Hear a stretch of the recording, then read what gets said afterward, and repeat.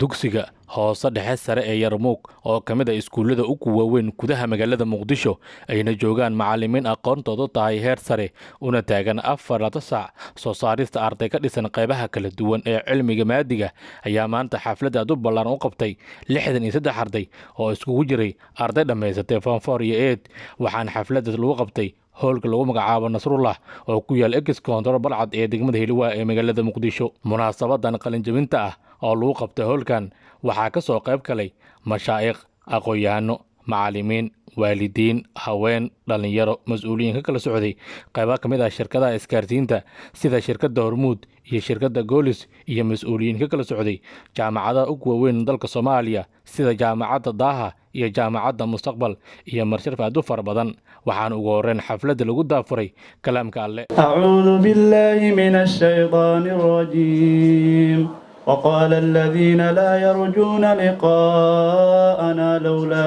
أنزل علينا الملائكة أو نرى ربنا لقد استكبروا في أنفسهم وعتوا عتوا كبيرا كلامك على كذب waxaa koobta kalimaad soo dhaweynaa ka jeediyay Ustaad Ibraahim Cumar Cismaan oo ah maamulka xigeenka dugsiga hoose dhexe sare ee Yarmuug waxaan halkan ka salaamayaa dhammaan waalidiinta marti sharafta ah macallimiinta jaamacadaha na soo booqday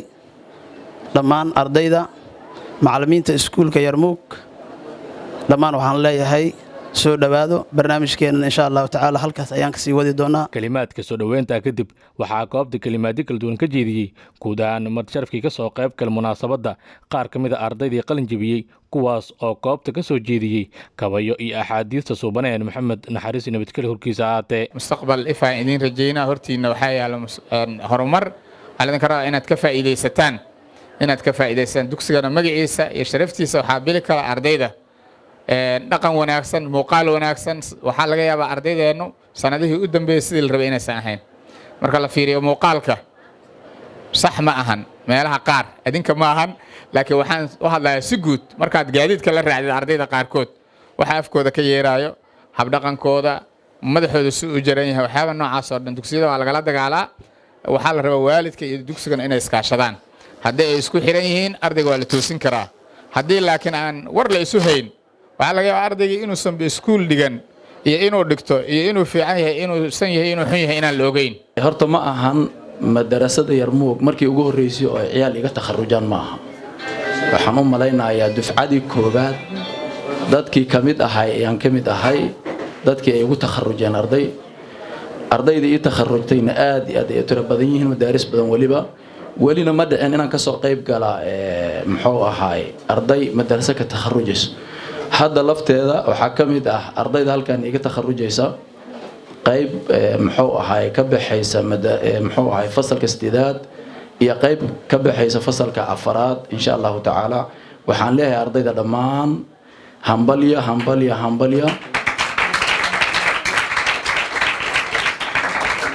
maanta waxaad arkayseen inay ka soo qayb galeen waalidiintii macallimiintii mashaaikhdii madaaristii oo kala duwaneed iyo dhammaan jaamacadihii dalka iyo xataa sharikaadkii waaweynay oo dalka inay ka soo qayb galeen takharujkiina insha Allah taala taas waxay daliil u tahay aqoonta iyo qofka inuu wax barto inay macno badan ku fadhido ana hadda waxaan ahay qof weyn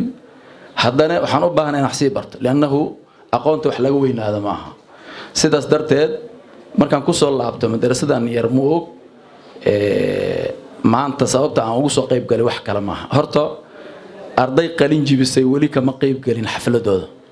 ilaa anoo qalin jibinaya ma ahane anoo qalin jibinaya dhowr jeer wax ka qayb galay laakiin arday qalin jibinaysa kama qayb galin sababta maanta aan ugu soo qayb galay wax kale ma aha maanta waxa ka duwan ardayda ka bixi jirtay madaarista iga bixi jirtay maanta waxay ugu duwan tahay maanta dadka iyo qalin jibinaya waxa kamid ah gabdho sidaas darteed gabdhihii ugu horeeyay sanad iyo qalin jibinaya waxaan ka socdaa jaamacadda Daaha International University Daaha waxay kamid tahay jaamacadaha gobolka Banaadir gaar ahaan jaamacadihii 41 sanadkii dhawaay ka galay baalka dahaba jaamacadaha 41 ee laga aqoonsaday caalamka ayay kamid tahay jaamacaddu waxay saaxiib la tahay iskuulka si gooniya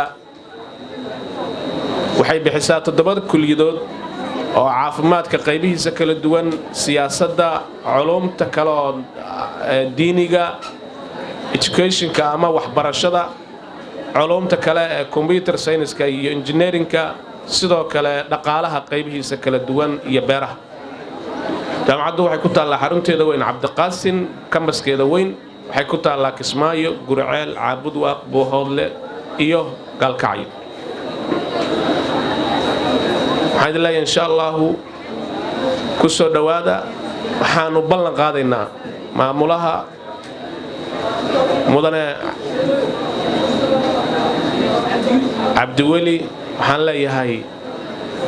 dadka kaalimada koowaad kuu galay iyo dadka ku xigaba maanta anoo ka turjumaya maamulka waxay kuu siisay jaamacaddu deeq waxbarasho. gaar ahaan waxaan rabaa anoo ka turjumaya aabbihii halkan ka hadlayay, 2 gabdhood ubaxa quruxda badan loo geliyey, anigana aan masayray. waxaan leeyahay 2daas gabdhood jaamacaddu waxay ballan qaaday kuliyadda ay rabaan inay u siiso deeq waxbarasho. waxaan rajaynayaa in cabdiwelina insha allah brosesskaas hadduuna maqlaayo ama macallimiintu ayna maqlaayaan inay gaarsiiyaan ayadoo waraaqadan ay ugu keeni doonaan xafiiskooda insha allah. waxaa sharaf noo ah inaan kala soo qayb galno xafladan quruxda badan ee qalin bedelashada iskuulka Yarmuuk. awalan waxaan u mahadcelinaynaa maamulka sharafta badan ee soo qabanqaabiyey xafladan quruxda badan. runtii waxaan ku hadlayaa shirkadda Hormuud qaybteeda suuqgeynta ka Hormuud ahaan. shirkaddu xilli walba waxay bulshadeeda iyo macaamiisheeda u soo saartaa adeegyo tiro badan oo la jaan qaadaya baahiyahooda. adeegga ugu dambeeyay wuxuu ahaa adeeg la dhaho Anfac Plus oo macaamiishu saamaxaya in lacagtooda ku hadalka ay ku helaan ku hadal iyo GB free ah. tusaale ahaan macaamilka marka uu gato $1 oo kale wuxuu helaa boqolkii daqiiqo beeska ah plus 2 GB oo free ah. sidoo kale waxaa loo daymalaa karin shirkaddu waxay xoog saartay mas'uuliyad ka saartay social responsibility-ga sida marka ay dhacaan Allah naga haya fatahaadaha, abaaraha oo kale, gubashadoo kale waxay u xil saartay qayb weyn oo la dhaho Hormuud Foundation ayaa u xil saartay. haddii in badan aad ku raabtid isticmaalka social media waxaa halis ugu jirtaa inaad adduun iyo aakhiraba aad khasartid. faa'iidada kale inta uu leeyahay waxaa ka mid ah inaadan helin firaaqo, sababtoo mar waliba aad firaaqayso waxaad ku bixinaysaa waa social media. naftaada xitaa uma raaxin kartid, naftaada xitaa waxa ay jeceshahay oo horumar ah oo adduun iyo aakhira ah kuma hagi kartid, sababtoo ah la haystaa tahay, waa lagu haystaa. waxa ku haystane waa wax yar oo haddaad daqiiqado kooban aad meel iska dhigto aad horumar weyn kaga gaari kartid. mar inaan waqtiga ku dheereeyo, dhibaatooyinka aad fara badan yihiin waana wada fahansannahay. waxaa rabaa inaan xalka idin tilmaamo. su-aal ayaan soo celinayaa, meeqa waqti ayaa kaa gala Facebook iyo TikTok ama social media? sidoo kale waxaad barbar dhigtaa meeqa waqti ayaa kaa gala cibaadada aad la leedahay, ilaahay aad la leedahay, sidoo kale xiriirka bulshada aad la leedahay, sidoo kale naftaada wanaag aad u qabanaysid meeqa waqti ayaa kaa gala? intaas markaan isbarbar dhigno 90% waxaa badan waqtiga aan gelino waxyaabaha macno darada ah. taa marka waxay iska cadeynaysaa in caqligu uu sii yaraanayo. waxaan jeclahay inaan ardayda iyo dhalinyarada maaragta maqleeda codkayga inay kaga faa'iideystaan maaragta social media dhan. waxaa laga yaabaa inaad wax badan aadan uga baahnayn. halka ugu fiican waxa uu yahay inaad iska daleedid waxyaabaha aan ku anficaynin, noloshaada ka saar, isku day inaad xor noqotid. waxaan aad ugu faraxsanahay in aan iskuulka Yarmuuk kala qayb qaadano xafladda qalinjibinta hambalyada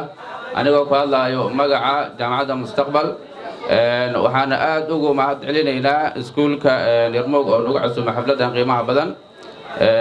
iskuulka Yarmuuk iyo jaamacadda Mustaqbal waxaa ka dhexeeya xiriir aad u wanaagsan, waqtiga aad u kooban yahay. fadlan raalli ahaada la aamuso.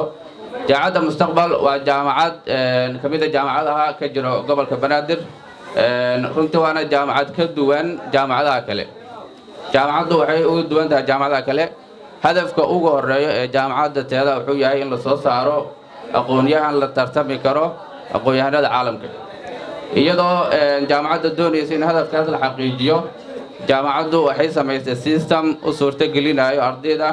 inay noqdaan aqoon-yahan competitive ama la tartami karo aqoon-yahanada caalamka.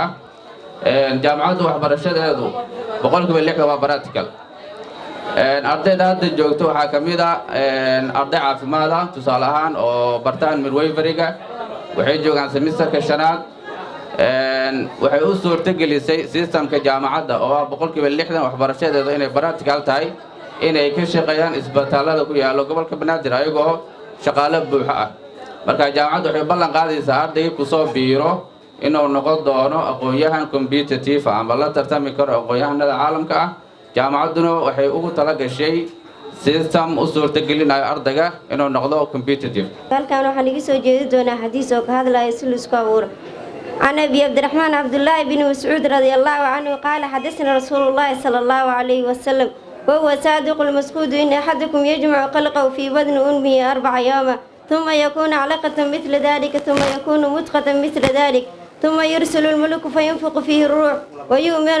ب4 كلمات بكتب رزقه وأجله وشقي وسعيد فهو الذي لا إله غيره إن أحدكم لا يعمل بعمل أهل الجنة حتى ما يكون بينه وبينها إذا ذراع فيسبق عليه الكتاب فيعمل بعمل أهل النار فيدخلها وإن أحدكم لا يعمل بعمل أهل النار حتى ما يكون بينه وبينها إذا ذراع فيسبق عليه الكتاب فيعمل بعمل أهل الجنة فيدخلها taariikhdu waa shay dunida laga tixraacayo tagto iyo midii taagan iyo tan ugu soo fool leh saddexda badad baa tabiyo oo laga tibaxdaayay aqoonyahan waa tiirka aan ku tahansanaaye tacliin haddii ayna jirin tacdi soo maahan teknolojiyaadka aragtay oo lagu taxashaayo taleefon iyo tararkiyo weliba tv-ga waxaa aalad lagu tababarto nolosha taabaayo aqoonyahan tijaabiyey ayaa tiigsado halaye tacliin haddii ayna jirin tacdi soo maahan anshaxa asluubta aan watiya agabka suugaanta murti ururinteediyo hidaha dhaqanka astaan diin leh afkaan ku hadlay hooyo waa abaabintaade anigu waan jeclaa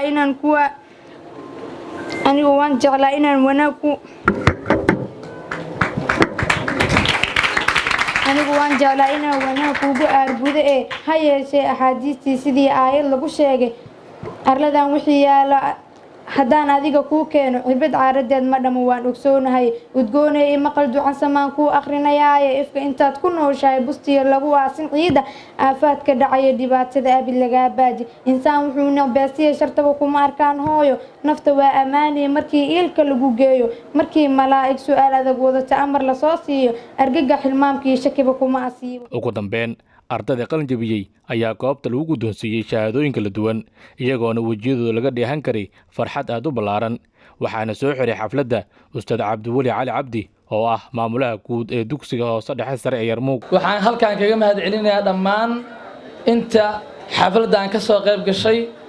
magac walba iyo maamuus walba ay leeyihiin sidaas darteed xafladdan quruxda badan leh oo qaayaha leh warkii aan ka dhihi lahaa wallaahi dad iga aqoon badan iga karti badan iga sharaf badan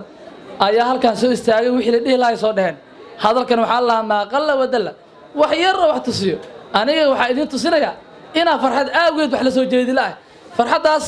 na keentay dhammaan wujuuhdan quruxda badan oo ah arday waalidiin maamul macallimiin jaamacado isgaarsiin hay-ado yaa soo koobi karo